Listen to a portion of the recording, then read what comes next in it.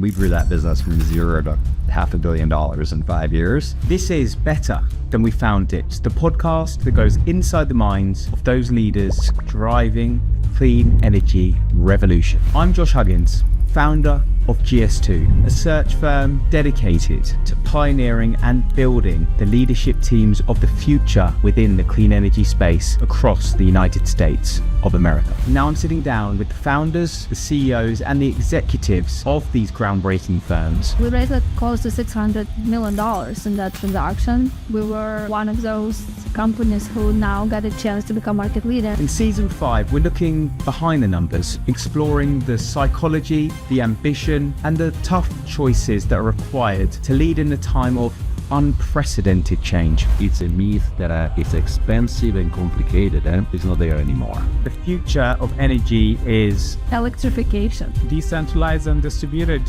Reliable, resilient. Now, my mission is to uncover that playbook for you and for me so that we can learn from these leaders and understand what it takes to build not only a company but a world that's truly better than we found it. I hope you enjoy it. Today, my guest is a leader who's bridging the gap between rigorous financial discipline and the wild west of the EV infrastructure industry. Olga Shevorenkova is the CEO of Loop Global. Her journey is unique, starting with applied mathematics in Moscow, moving through investment banking, and serving as the chief financial officer during the SPAC boom, helping to take EVgo public. And now she's pivoted from the CFO seat into the CEO seat at Loop Global. In a market where competitors are disbanding and collapsing due to bloat and overexpansion, Olga and the team at Loop Global are running a different play. A lean, highly efficient team of just over 30 people that is punching way above its weight in terms of output and efficiency. Today, we discuss her career history, the move from number cruncher into visionary, why the growth at all costs era for the EV industry is over, and how Olga uses radical financial transparency to drive accountability and ownership within her organization. So let's dive in. So Olga, welcome to Better Than We Found It. Thank you, Josh. Happy to be here. Thank you for having me. No worries. And you were telling me just before we started recording, you've just moved house. So is this the first video call or podcast you've done from the new place? It is. Great. The first time in my home office. Good. Well, we'll have to make it a good one then. So for the audience or those who may not know who you are or your organization, would you mind just giving a quick introduction to yourself and your business? Sure. I'm Olga Shevorenkova. I'm a CEO of a company called Loop Global. We are an integrated EV charging solutions company, which is providing end-to-end EV charging systems to a variety of customers with a primarily focus on multifamily, but also a lot in hospitality and entertainment and offices and retail. And we've been around since 2019. We have 8,500 ports, as I just got a new report from my team 24 hours and I didn't learn to say 8,500, but we have 8,500 ports under management, which makes us top 5 EV charging networks in the United States. Brilliant. Well, I'm excited to learn more and hear more about the organization. But as always, I'd love to start by talking a bit about you and your background, which I really found fascinating. I think when I was looking at your profile, it was applied mathematics and informatics in Moscow before moving into investment banking, but in the green tech or clean tech space. So the thing that really stood out to me is, how did a mathematician find a way into the chaotic world of renewable energy finance? Yeah, that's a good question. Thank you for asking that. I did my undergrad degree in applied math, and then I went to a school in Switzerland to do my grad degree in management technology and economics. And what drove the choice of my master's degree is that I really love math, and I even did a glimpse of computer science, but I always was an outward-looking person, and I felt that the career track, which is just focused on you and the computer, was not enough for me. I wanted to connect to other humans, but also connect to business and growth and development. And I thought, okay, the master's degree will provide, this extra knowledge and extra skill set. And the school in Switzerland I went to was very big on sustainability. There were a lot of sustainability research being done and courses. And I, coming from Russia, which is very heavy on oil and gas, I kind of discovered this fascinating world of new technology. And I remember being so mesmerized by it. And I thought, I'm so interested. This is going to change the world. I want to start career in this track. And then I did a couple of internships, but in the end, Green Tech Capital Advisors, which is an American bank, was just setting up their European office in Zurich, and they were looking for interns. And I thought that would be so interesting because investment banking is an intersection of math. Like, you have to know math to do investment banking. It's an intersection of talking to a lot of businesses, and also the focus of that firm was sustainability advisors. So it felt like the right fit for me. I had no idea about finance. And in my first interview, I said, I have no idea about finance. I have to be really upfront with you guys. I have no idea, but I'll learn. And they believed in me, and I did learn. It wasn't as hard as learning applied math, but obviously it took, a few months to get into it. And the rest is the story. For sure. So it's joining as an intern. And what were some of the early stage projects? Do you remember the types of things you were getting involved in? Because this was back when 2011, 2012. Yeah, 2011, or even early 2011. I would think. Sure. So the kind of clean tech, green tech movement was still fairly infant. I mean, in comparison to where it is now. So what sorts of things were you getting involved with back then? So we were very big on offshore wind, and I could hear you coming from the UK. And that was very big at a time already in the UK, because UK took it very seriously because it's a small island and you can't put a lot of solar or onshore wind capacity, just no space. But it has a lot of, water around it. So those offshore wind technologies in the UK were one of the few first projects I worked on. And I thought it was fascinating, and we've done a couple transactions helping companies sell and buy businesses in the space. And I learned all about those big turbines and the vessels which installed them. And every time I would take off from a city airport, you would see them. I don't know if you saw, you'd see them out of the window, and I'd be like looking out and be like a crazy passenger who really get excited by seeing them in the wind. So that was a big focus. We've done bunch of solar advisory and solar. The clean tech market wasn't where it is today, absolutely, but it was already a real industry with a lot of capital coming in and a lot of companies like a startup starting, but also large corporates committing capitals, large private equity growth, equity VC funds committing capital, because everybody understood that the future. And also Europe at the time was much more advanced than the US, because Europe started with their legislation supporting clean tech earlier than the United States. So that was the right place to start in that industry. But as an intern, that was a big project. As an intern, you assigned tasks like research and taking notes and making slides, which is, we'll all start there, but then you step by step learn. But it was very, very interesting. And I definitely felt like I was at the front edge of something. For sure. And the interest that you had for the industry, did it allow you to actually go to these projects, or were you all sort of desktop research, or were you able to visit and see the assets you were transacting? Not during the internship, but then once I joined full time, then I started traveling more and more. But of course, the more junior you are, the more you're kind of sitting behind and doing the work. And then when the time progresses, you kind of get out more. But the good thing about specifically the place I was a banker at Green Tech Capital, that it's a boutique bank. So it's a small number of bankers there. So you get involved with a real customer, with a real project. You're being visible much faster than if you're joining a large bank where you have to spend 10 years before, they let you kind of speak. So to say, that wasn't the case, which I also enjoyed a lot.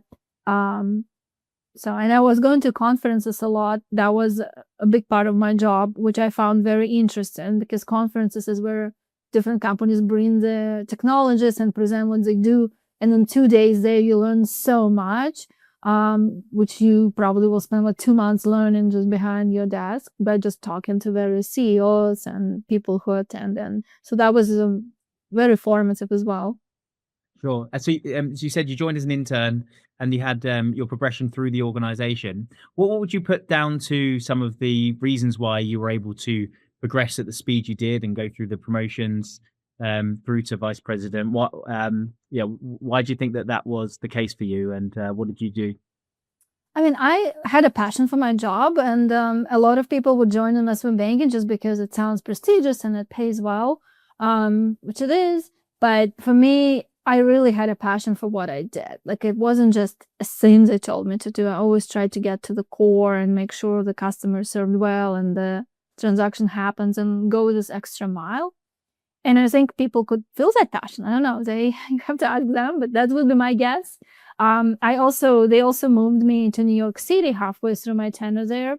So I started out, I was in the European office, and then I ended in New York covering US based, but also a lot of cross-border transactions as well, because we did a lot of cross-border transactions, which have a layer of complexity added to them. And that was also a very formative, interesting experience. But, there is no secret sauce. You just have to work hard, show up, and do the best you can, and people notice. Sure. And when you made that move from Europe to New York, had you been to New York before? Had you ever been to America? Or is this moving there, living there, and visiting there for the first time? What was that like? Now, I've been to the US once as a teenager, and then once I started at Green Tech, they sent us to a training program to New York City, and then we would come back for work. So I'd say I've been to New York, I don't know, 4 or 5 times before I moved there. Like, not much. Maybe like a week each visit, something like that, a couple of weeks each visit. So I knew what it is, but of course, coming to visit and flying back is very different than living somewhere. For sure. And how did you find that transition of moving? And what was the sort of benefit to you of making that move as part of your role?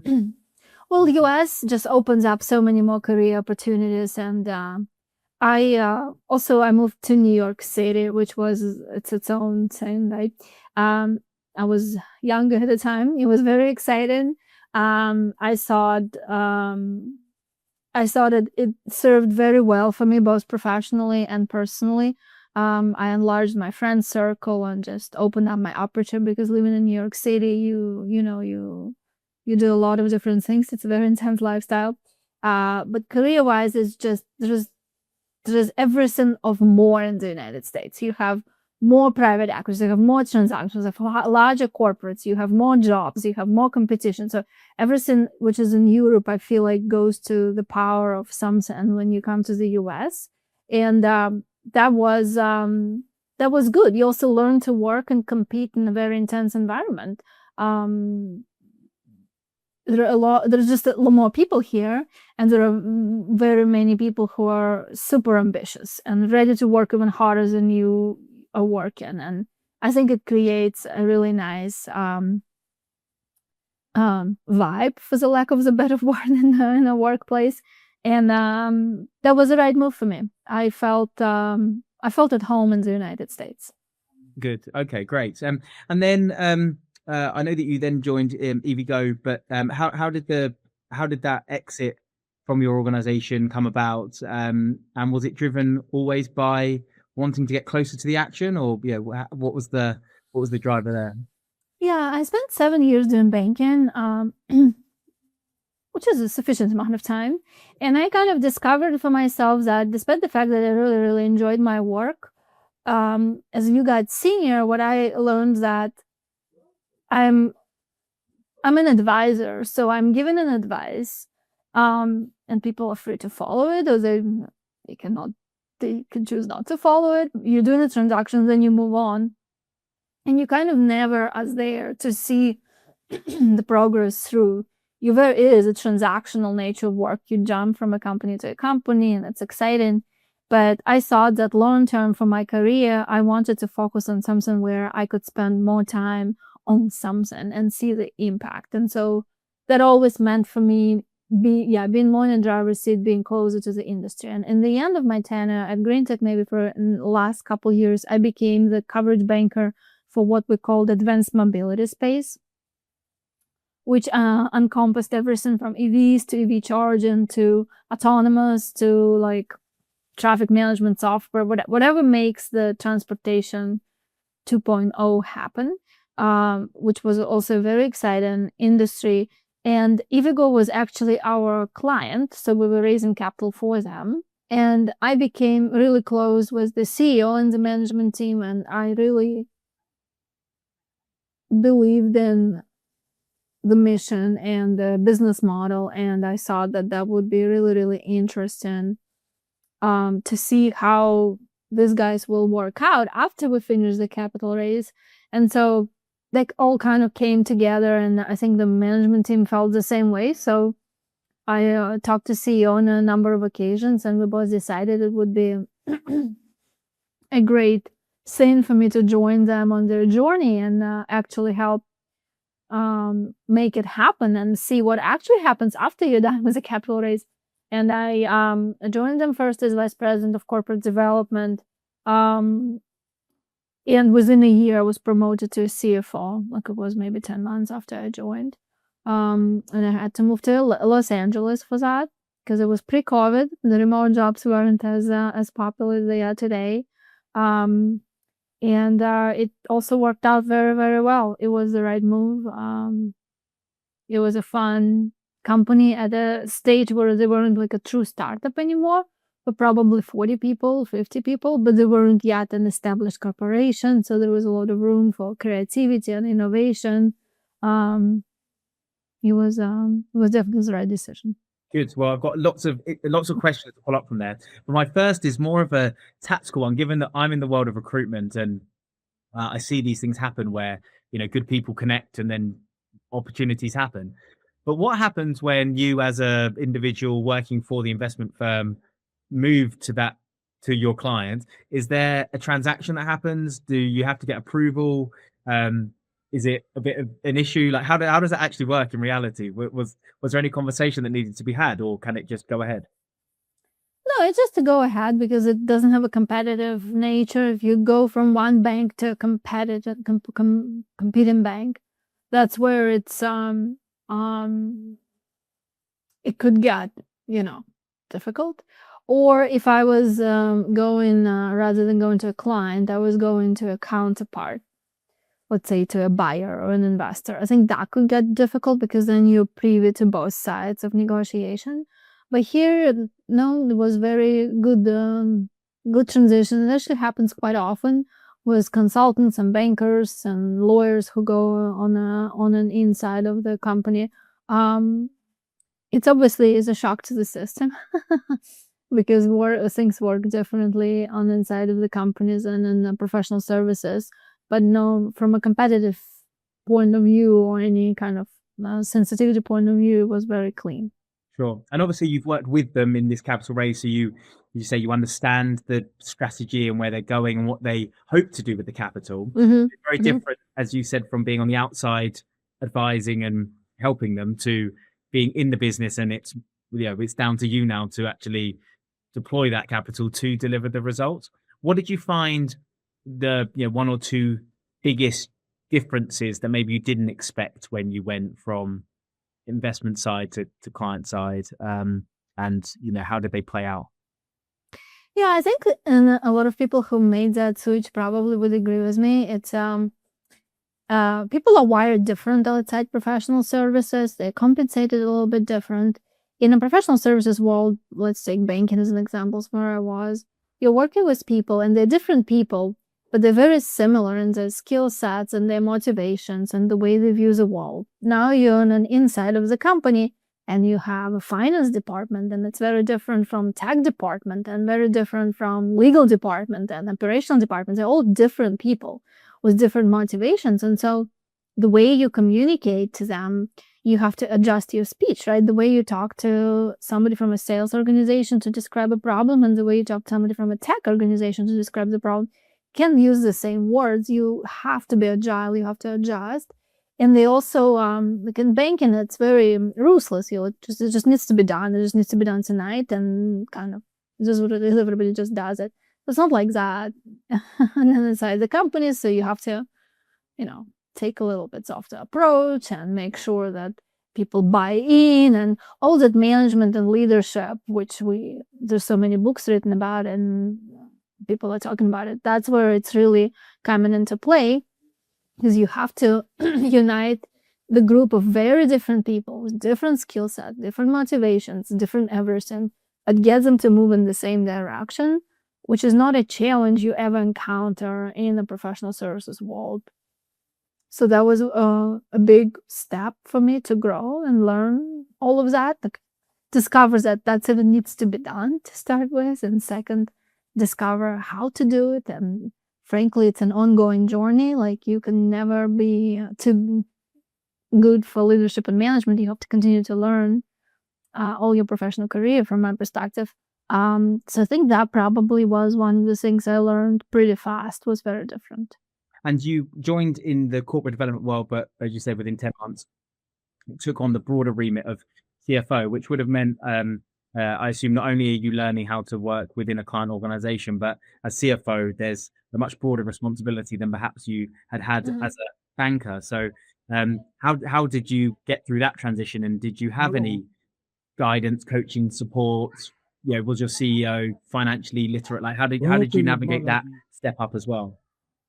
Yeah, with a CFO, the main difference in kind of like your skill set to banking is just going much deeper in an accounting and operational side, because the budgeting, planning, like multi-year forecasts, capital raising, that's already you know how to do coming out of a personal service. But like going deep with the accounting and how to connect accountant to the rest of the organization, because accounting doesn't just happen by itself. Like, operations team does something, and then that something gets recorded, right? Sales team does something, that something gets recorded. How to create these processes and systems, I of course didn't know, but I worked through it, and the rest of the organization helped, and I just spent a lot of time digging in. I literally got myself into the accounting software the first time in my life and started, going through and figuring out what's debit and credit. And I had some idea, of course, what it is, but going deep,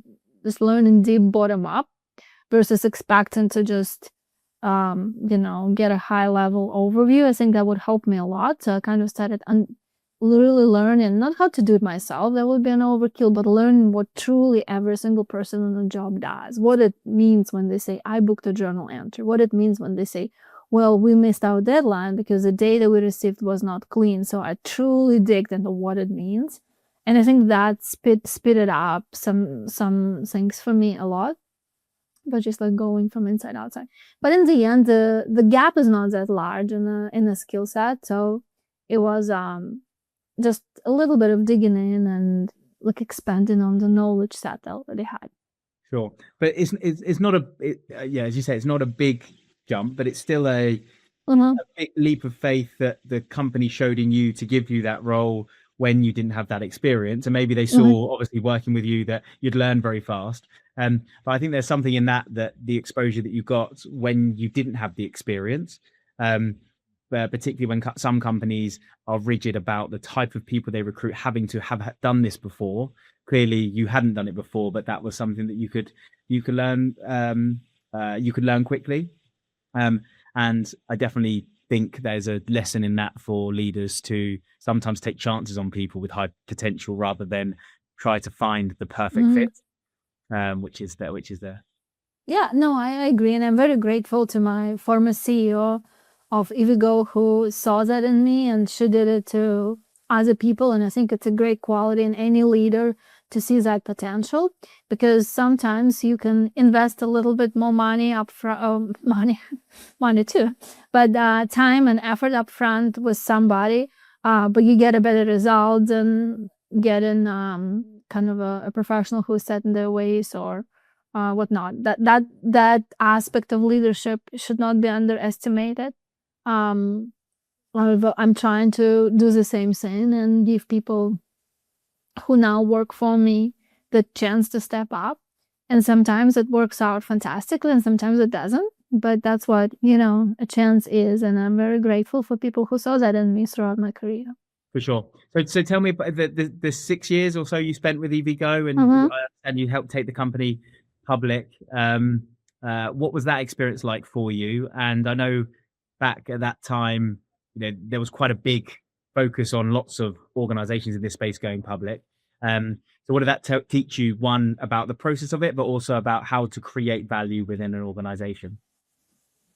Yeah, it was honestly crazy times because we never had in our minds that our target is to go public. We were just sold to private equity, and our kind of like status quo or base case scenario was we're going to grow under the umbrella of private equity. They were ready to commit the capital, and that was what we were working towards. And we were still working on graduating from being a startup into being a private equity owned company in terms of our process, systems, rigors of reporting, like not just the finance team, but the rest of the organization. And all of a sudden the SPAC craziness starts to happen. And we started having conversations, like exploratory conversations about it, probably summer 2020, in the middle of COVID. I remember perfectly that we decided to go public in September 2020. We announced our transaction in January. We had 4 months to get it ready, and we were public next June. It was extremely fast. Like I think I didn't even realize at the time how unprecedented it was what we were doing. So in that 4 months of preparation, we had to re-audit 3 years of still very startup-y company under public company lens with a big four auditor. It was crazy. We had to create a story to sell to the market, right? And it has to be tight. It has to be credible. We had to uplift our talent pretty much in every single team. We had to find the SPAC. Like right now, when you do the SPAC transaction, you have to go out and pitch yourself first to a SPAC, and like which SPAC would take you. That was a process. Then after you've determined the SPAC, you have to go and pitch to all the investors to tag along. It had a lot of multi-step, very difficult steps. It's kind of, you're not doing one transaction, you're doing like 3 transactions at the same time. A lot of people worked on it, like our sponsor, private equity, had a whole team working on it. I worked on it 24/7. Other executives worked on it 24/7. So we all just worked on it all the time. But that what got us in timely, because the thing with that SPAC craziness, the window was short. And we went public, actually it wasn't June, it was like probably around 4th of July holiday. And we raised money and we had a successful SPAC closure. And some of our peers attempted to do it 4 weeks after us, and that's it. They couldn't raise the capital they intended to raise. So that 4 weeks difference it's huge. It's black and white. It's those who have from have nots, and we made it. And it's a testament to how fast we worked and how much hard work we put in. And it was a lot of fun. We got to go to Times Square, and my CEO was doing the bell, and we were all standing behind her. And our company video was on a Times Square big screen, and it was a big party, and it was a great celebration, which, not an experience everybody gets to have. But it also meant that we raised we raised like close to $600 million in that transaction. That's a substantial amount of money. And it meant that we were funded. We were, one of those companies who now got a chance to become market leader. And I'm very happy for EVgo. I left 18 months ago, but I'm still rooting for them. They are one of the market leaders in what they do, which is different from what Loop does in the own and operator space. And frankly, I don't think they would be where they are today had we not raised that much capital, which we started putting to work and upgrading the company from all aspects imaginable and accelerate our build rate. So yes, it was hard, but it definitely was the right thing to do. For sure. An amazing experience for you to go through, having made that bet on them as an organization. They obviously made a bet on you, but you made the same, and then you're rewarded with an amazing experience to go through, which is fascinating. So what so to close off your story then, and we'll come on to present day with Loop, what was it that prompted you to then consider that the time was right to move on, and how did Loop come around for you? Yeah, I so I spent 6 years there, and I kind of then started thinking, well, I always wanted to be inside the company. Now I'm inside the company, I'm a CFO, but it's not enough. Now I want to be a CEO. So my kind of goal became I got to get to a CEO role. And I wasn't in a rush or wasn't looking. To me, it was my next role. I love working for EVgo, and we have capital continued work there, but I needed to make that next jump in my career. And I was thinking to myself, so when the right opportunity comes along, I'll take it. If it comes today, I'll take it today. If it comes in 2 years, I'll take it in 2 years. And then the right opportunity came. So Loop Global is also an EV charging company, but a very different business model from EVgo. So we at Loop sell our solutions mostly to multifamily customers, as I said in the beginning, where EVgo owns and operates. And there's a very customer-focused, like solutions-oriented business.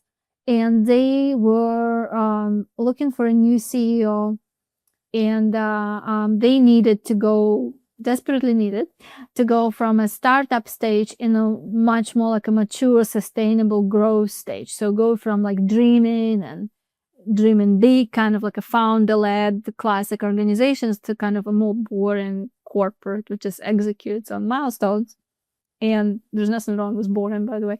And they also wanted the CEO to have a very strong financial acumen, because they continue to believe, which the belief I share, that in the EV charging market today, in the post-craziness and the kind of inflated expectations, the company which will win will be the company which is very fiscally responsible, the company who is focused on profitability versus just growth for the sake of growth.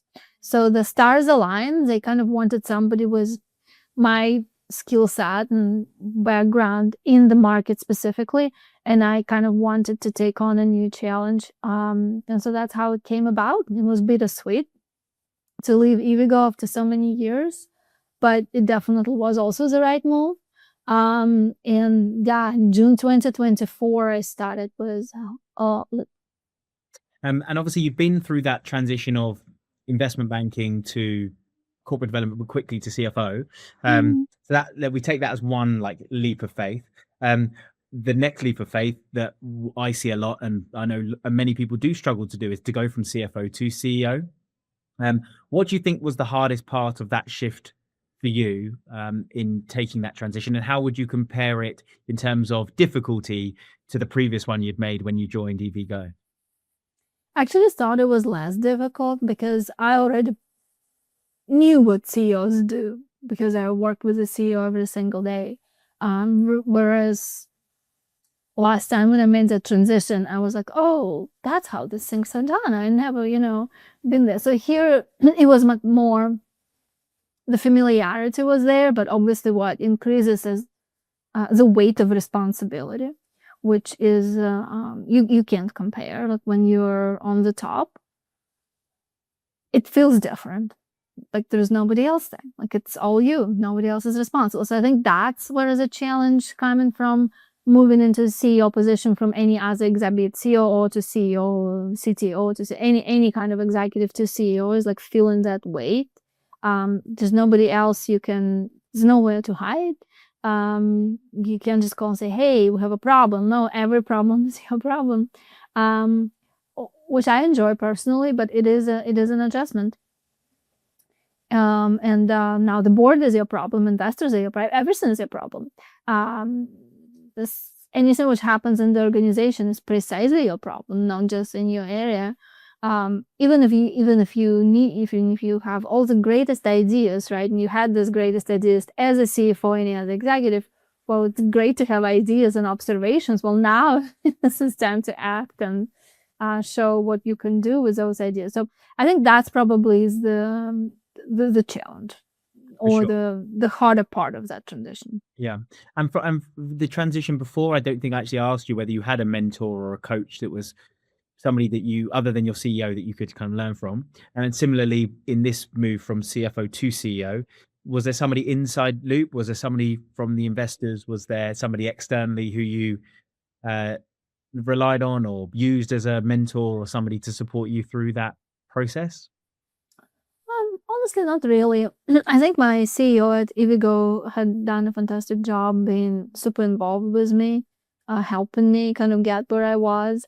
And at Loop, I'm very close to our board. Of course, they hired me to take the company, and our board is mostly consists of the shareholders of the company, to take this company to the next level. So we speak, I wouldn't say daily, but we speak multiple times a week.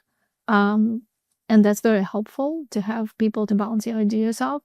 But I never had an external mentor, anybody I can go with occasional advice. Sometimes when I have a very specific problem and I know there is somebody I know who can help me, I'll just reach out and talk it through. But I don't have an ongoing person who's involved mentoring me. Sure. Well, it makes it even more impressive then what you've done. So tell me more about Loop Global then, because I'm keen to hear about what makes the organization different from others, and maybe if you could just re-clarify the difference between Loop and Evigo, because I meant to ask you for your clarification there in terms of the owner operator and what that meant. Yeah. So Evigo is an owner and operator of DC fast charging infrastructure. So their business model, it was most close to gas stations, right? So where they put up these chargers on their balance sheet, finance it, and then people come charge, and that's Evigo's revenue. What Loop does, Loop is more upstream in the supply chain. We sell our hardware, we sell our software, we sell our services to mostly buildings like multifamily offices, retail, hotels. Sometimes we sell into smaller Evigo-like companies as well. So they could be our customer, but we might pollute for them for a variety of reasons. But that's what Loop, that's the primary difference. We don't operate our own charges. They're not on our balance sheet. We help our customers do that. So that's the big difference in the business model. And so what kind of happened with Loop? Like I came in and had to take a hard look at first the cost basis, which I had to cut right away. And second, kind of what's going on, why they are not where the board wants them to be. And it very quickly came to, we didn't have the right talent in the right places, and we obviously didn't have the right systems and processes as well. But the core is always the talent. You can't just start by saying, oh, we don't have the right process and or system, and just put all your effort into creating the process and system, because without the right team, that's useless. That's just not going to work. Team is always the first. I learned it again and again in my executive career. You have to have the right people in the right roles throughout the organization. Otherwise, even if you have the best product in the world, you have the best market in the world, you have all the stars and sunshine, it just will not work without the right people. And so we spend a lot of time working on that. After I've done some of my initial restructuring, we're kind of roughly 35 people, maybe a little short of that. There are only 8 people out of current 35 who were employed in the summer of 2024. So you could imagine the extent to which we had to go. Sure. And can I just ask a question on this? So you're coming into an organization, you're having to make this judgment call pretty quickly because of the cost base and what that looks like. So what would you say, because I assume this is on a variety of different roles in different functions, if there was sort of 1 or 2 core principles that you look for to understand quickly whether somebody is right for you and the organization, what are you judging that on? How are you making those assessments quickly? Yeah, I think there are probably two things which you have to check. It's very easy. You ask them, what do you do every day? And the answer is very talent. And if somebody can't give you a very structured, clear, to the point answer about what do you do when you wake up, right? That's a red flag right away. And the second red flag is inability to change. And sometimes you have good people, like smart people you encounter, but they get a little stuck and consumed in the past.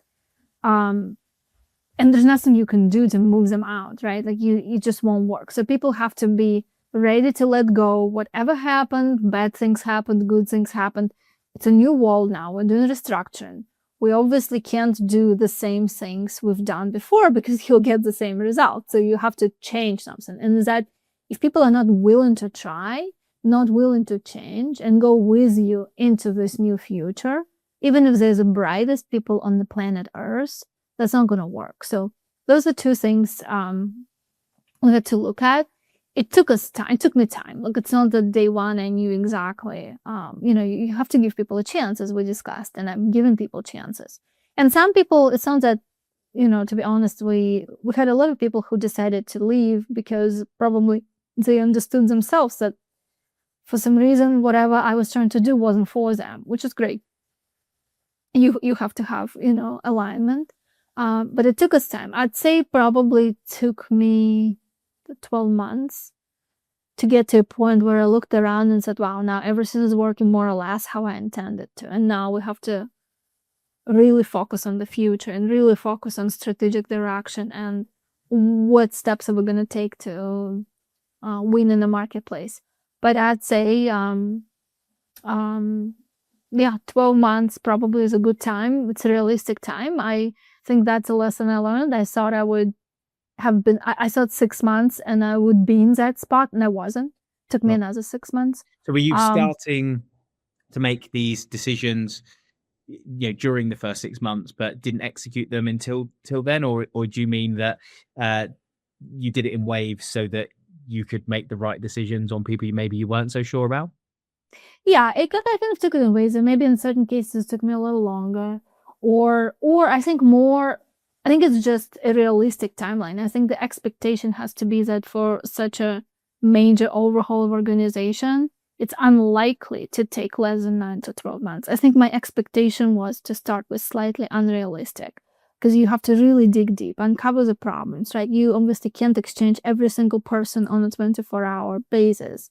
Just the process of recruiting somebody is a long process. And when they come on board, anybody needs a couple months to get into the role and start performing, even if you hired the right person. So I think my expectation was slightly unrealistic, and I learned that these things take time. Sure. And then what about the hierarchy order? Did you have a systematic approach where you said, okay, well, I need to get my executive team correct first, and then I'll move further down? Or were you just going at all levels depending upon where you made your mind up first? Yeah, I think I was more prioritizing the departments. So I was like, first sales department felt like it was completely decimated. So I put a head of sales in place, and then I'm like, okay, now it's operations. What's going on with operations? Then I'm done with operations. It's product. What's going on with product? Had I had to do it again, I think I will take more hierarchical approach and start with like, do I have the right executive team? And then kind of let them do that versus taking it department by department. And maybe I can't A/B test it today. Maybe I'd end up in the same result at the same time, but I took the approach I took, right? Like I decided to go like department by department and just really do it this way. Makes sense. So you said at the beginning, am I right in saying 85,000 or 80,000? 8,000. Oh, so when I joined, we were in the 6,000 zone or something like that, and now we're 8,500. 8,500, yes. But by nature, that puts you in the top 5 in the US. Is this?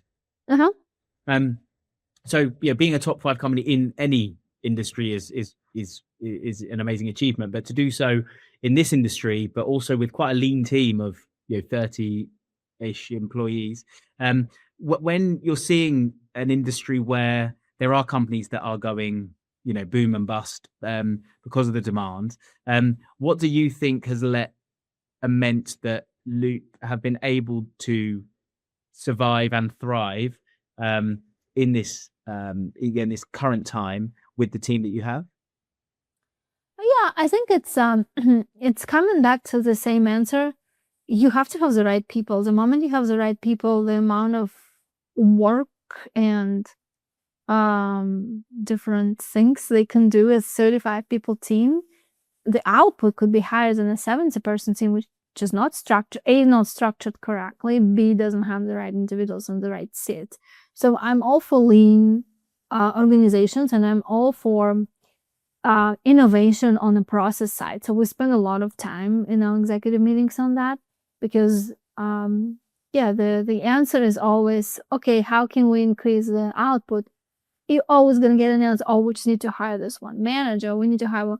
It's always the answer which people will give you, but it's not the actual answer. So you have to, and sometimes it is, honestly, for certain aspects, let's say call center, right? Like, okay, you can't really innovate in it. There's more number of calls, more people picking up the phone, but a lot of times you can innovate. We're using very smartly offshore resources. For example, we have an offshore team in India helping our finance team. So that's a relatively low-cost way of growing without growing the US-based employees and things like that. So that process innovation to me is key. And it's not just because we want to be lean for the sake of being lean or stretch the cash. It goes back into the business model. If you're charging as the industry has to grow up, everybody has to become profitable at some point. Nobody is profitable today. And which means that we have to do work on defining the business model, like how effective your sales team should be. And you look at the industry and you see anywhere, like we have the small sales team, like 5-6 people. But I see other companies who have double, sometimes triple, sometimes quadruple size of sales team, but they don't deliver quadruple sales. They maybe deliver a little higher. So that kind of a business model definition to me is key. And that what drives being lean. Mm-hmm. You have to do it to make sure that you set yourself up for profitability, and you won't be profitable unless you put process innovation and resource efficiency at the core of what you do. For sure. When you were saying about the call center there, I was thinking what you were saying is true, but also I've seen companies to go with AI call centers and other things now. So there's always ways which you don't. There's always way, correct. Yeah, call center used to be a good example, and now it's a bad example because that got innovated as well. We actually are about to look into some of those things. It's like it's not an AI, like how now you call and there's a robot, but it's a more advanced robot who actually talks to you. Yeah. Those things exist, correct? Sure. Even for such a simple thing as a call. Yeah, exactly. So talking about sort of technology advancement. So in terms of Loop products and technology, and tell me about some of your sort of products, or maybe some of the innovations that you have that you are providing to your customers that's pushing the industry forward. So that wasn't necessarily where I started mentally when I came to Loop, but what I've discovered is that you have a hardware component to our solution that is rapidly commoditizing. It's not a full commodity yet, but it's definitely on the way to commoditization. It's just a box, right? Yes, it has to be reliable and has to have certain features, but it's just a box. Now you have software component to our solution. That unfortunately is commoditizing as well, because a lot of those packages and features which different EV charging companies are offering, they're very similar to each other, like plus minus, right? It's in the same kind of realm. So what's the differentiation? Well, we're discovering again and again. The differentiation is all on the service and an after-sales support side. So when you have a customer, especially if it's a large portfolio customer like some of our REITs, all they want is no headache. They don't want to hear about it. They don't want to dive so deep as to know which electrician has to come where for what to happen. They just want somebody else to take care of it. And the moment you provide them that feeling or that experience, they love you and they don't want to switch. Now, in order to provide that experience, that's not simply hiring the best support agents. That actually goes back to a lot of technological innovation as well, because if you want to be very good in diagnostics of a problem, you have to have a certain pieces to hardware, you have to have a certain pieces to software. So it's a lot of innovation, but it's not that customer will very often, there are exceptions, of course, the customer very often won't pick you as a EV charging provider just based on like you have this one feature which nobody else has. That's not going to happen. They'll pick you based on the reliability and the fact that they trust you, that if they go with you, your EV chargers will just work. And that's what we're focusing a lot at Loop, and that's our motto. And we have a very strong COO in place, very strong operations team, which drives that. But then everything else kind of fall into it. And that is a huge differentiation. And you would be surprised how many EV charging companies pay very little, even large ones, companies larger than ours, pay very little attention to that aspect. Mm. Interesting. And what about where the technology is going? When I'm not an absolute expert in the EV space, but given that we recruit in and around energy transition, some of our clients absolutely are.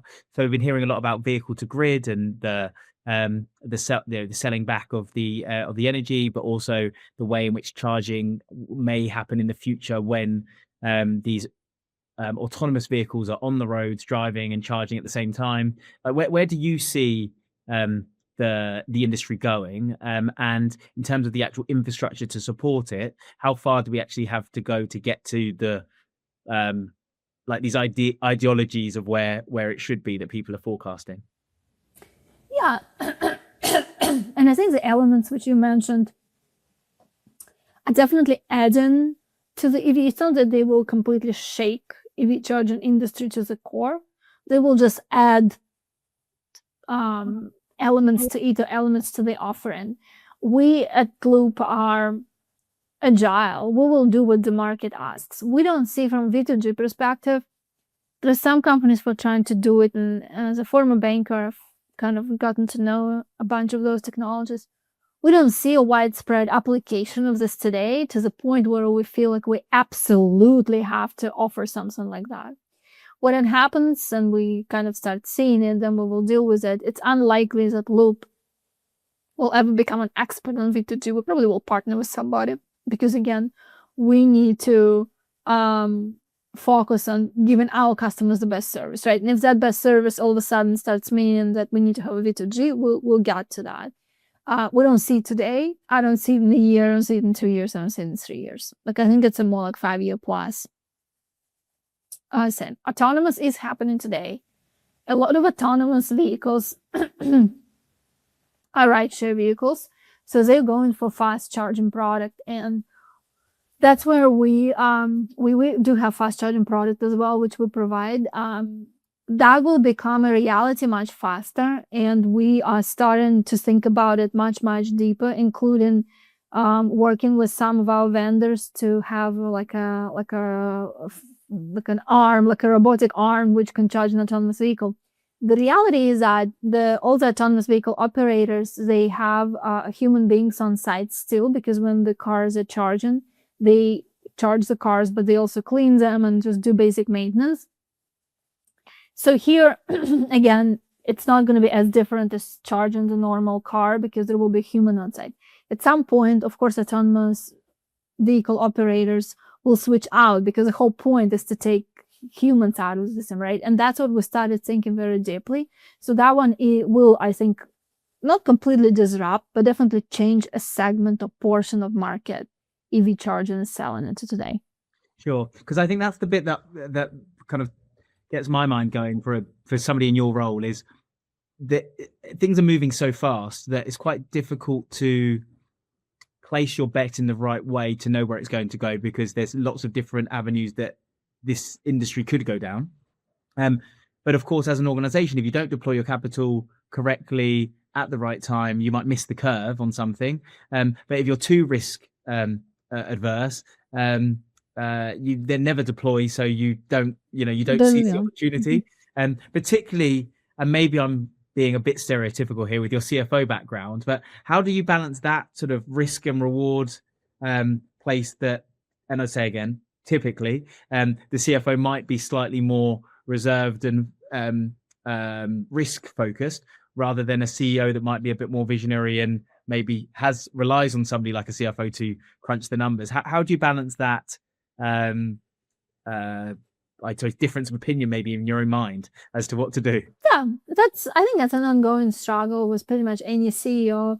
It's like where you find balance maybe differs, right, between different types of personalities. I think we in the EV charging market today, my firm belief, which wasn't the case 10 years ago, and I don't know what's going to be 10 years from now, but today's prioritization is solid execution. Like if you ask any single customer, any single driver in EV charging, like what is their biggest challenge? Nobody's going to tell you, oh, it's not techy enough. Everybody's like, when I show up at a charger, it's not working and I'm frustrated. Or I have a frustrated cluster of residents who yell at my leasing office every single day because the charger in the building doesn't work. So it's a lot here where you actually should focus on a bit of a bread and butter of every day before you have to make risky bets and go and do anything else. And that's how I prioritize it, because that is the problem I'm facing today. That is the problem which nobody has solved, and that's a problem we're working on solving. Once that's solved, then I think we're kind of going back to a drawing board, and we're back to, should we take some bold moves and do this or do that? But I don't think this particular industry today requires that. We haven't figured out the basics. And I think anybody who opens any newspaper when they talk about EV charging, and all these articles, a journalist took a drive from California to New York and couldn't find the chargers that works. And there are all kinds of reasons why that happens, right? That is the problem which nobody has solved. And it doesn't require much of a risky bet or anything else. It just requires hard work. Once we're done with that, that's a different conversation. So I've been consciously focused on getting down to earth problems, because that's what industry needs. Sure. Last question on this then. If we look forward, I don't know, we've said sort of 2, 3, but maybe 5 years into the future, for Loop Global, what is the play and the strategy in this market, and how do you see where you would want to be at that stage? What do you want to be doing? What do you want the business to look like? So we want to be profitable, and we want to become a trusted EV charging provider, EV charging solutions provider for as many portfolio enterprise customers as possible. We don't want to be engaged in a transactional one-off business. We want to have a very large book of customers, multifamily REITs, hotels, entertainment operators, real estate companies, parking lot managers, owner and operators of EV charging infrastructure who trust us and who go to us for the satisfaction of all the EV charging needs they have.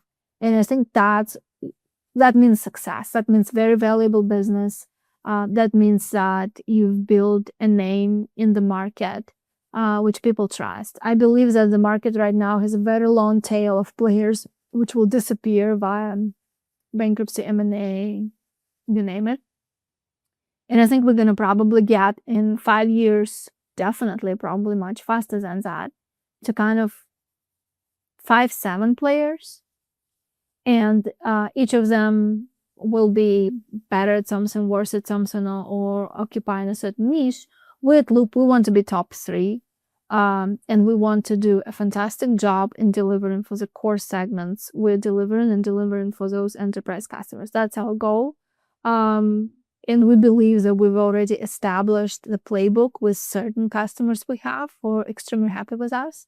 And now our job is to go and replicate it again, and again. And that will drive good business for us. For sure. So that's the systemization part. Now you've got the good talent in place. So makes sense. Great. So we're going to finish with some quick fire questions, and then we'll wrap up. So what's the best piece of advice that you've received in your career? Honestly, it was from my first boss at investment banking. It was just work hard. He always used to say hard work is a key to happy life. And there's nothing better than that. Just go at it and work hard, and everything else falls in place. For sure. And what's one thing about the EV industry that frustrates you?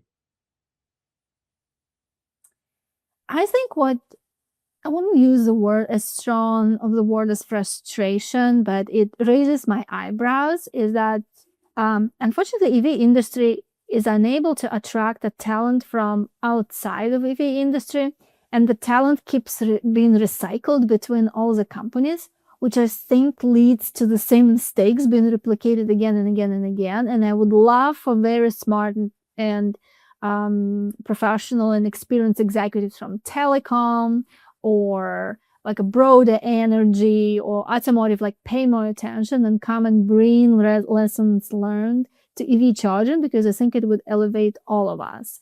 That's one thing which I noticed. Sure, yeah. It's interesting you say that, because I speak to a lot of people that want to get into the industry and face the challenge that, we don't have industry experience, so you're not coming in. So maybe we need to have a separate conversation about that away from this. There's something to explore here. Yes, sure. If you weren't in the renewable energy electric vehicle ecosystem, what industry do you think you'd be in and why? I love transportation and mobility. I think I would like to stay, and I definitely outside EV charging, the other segment which fascinates me is autonomous, and we're only scratching the surface now. What I think it would do, the whole technology, right? It will unlock business models we can't even think of today. It's the same way when internet showed up. It unlocked so many business models nobody could have imagined in 2000. What AI is doing today, right? It's kind of a same analogy. It fascinates me because I think it will redesign the way we move, the way we use and think about transportation. And at some point in my life, I would like to get involved in that. Sure, absolutely. The CFO or the CEO, who has the tougher job? Both have tough jobs. They're just different tough. I think CEO definitely has more weight on their shoulders, undeniably. So from that perspective, it's the day-to-day might not be tougher or not tougher, but that feeling of the weight makes it harder. Sure. And if you could finish this sentence, the future of mobility is electrification. What else can I say? Wonderful. So in terms of the podcast, as you know, the purpose of it is around executives who leave the world better than they found it and grow companies that really do that. So for you personally, you've already made a huge impact clearly from what you've done. But as you look forward to your career, when you get to that point where you step back from a full-time executive role, whenever that may be, what do you hope that your legacy is to know that you've left the world better than you found it? Yeah, I'd like to look back and think about, wow, there is this companies, hopefully multiple companies, which deliver these products and services and which changed the way people are thinking about these products and services. And now they are even better and bigger, much better, much bigger than when I was working on them. And they not only create value for their customers, they become big employers, created jobs and created all this value add for the economy. I think I'd be very happy retiring, so to speak, looking back and thinking, wow, like this is a tangible value you can measure and can say my professional life wasn't wasted. For sure. Well, I'm sure I've no doubt you're going to achieve that goal, particularly by working hard, as was drummed in early on. If people have listened to this episode and either they're in investment banking but interested in the sector that want to pivot and want to pick your brains, or maybe it's a CFO that's looking to step up or has recently stepped up to be CEO of an organization, if they wanted to connect with you or engage, would you be happy for people to reach out? And of course. So, is LinkedIn the best place for them to find you, or on your company website? How can they LinkedIn is the best place. I read all my LinkedIn messages and respond to the ones I find interesting. So I'd encourage them to reach out directly. And make sure the message is interesting. So you're for sure. Okay. Well, look, thank you so much, Olga. It's been a great conversation. I appreciate you sharing so much, and I'm sure you're going to be successful in your mission. So thank you so much for your time. Great to speak to you, and I look forward to checking in soon and hearing how it all goes. Thank you so much, Josh. It was great chatting to you. Thank you. Bye. I found Olga's reflections impressive and a reality check for organisations who are growing within the energy transition. What stood out to me most was her refusal to play the growth theatre mode of expansion at all costs. Having seen the public markets up close as CFO, she understands that revenue without discipline is merely just vanity. And I think her approach to leadership, giving every employee the opportunity to think like a board member or an owner of the organization, is paramount to how she drives that accountability through, and also a great way to align a team. She reminds us that the companies who are really making an impact in the world aren't always the ones that are making the most noise, but some with the right fundamentals that sit behind them. And that's truly how you leave an industry better than you found it. Thank you for listening to Better Than We Found It today. To hear more about Olga's work and that of Loop Global, then please check out their website and Olga's LinkedIn profile. And if the conversation resonated with you, please share this with a friend or a colleague. That's how we can grow the platform here. So until next time, take care, and thank you very much for listening.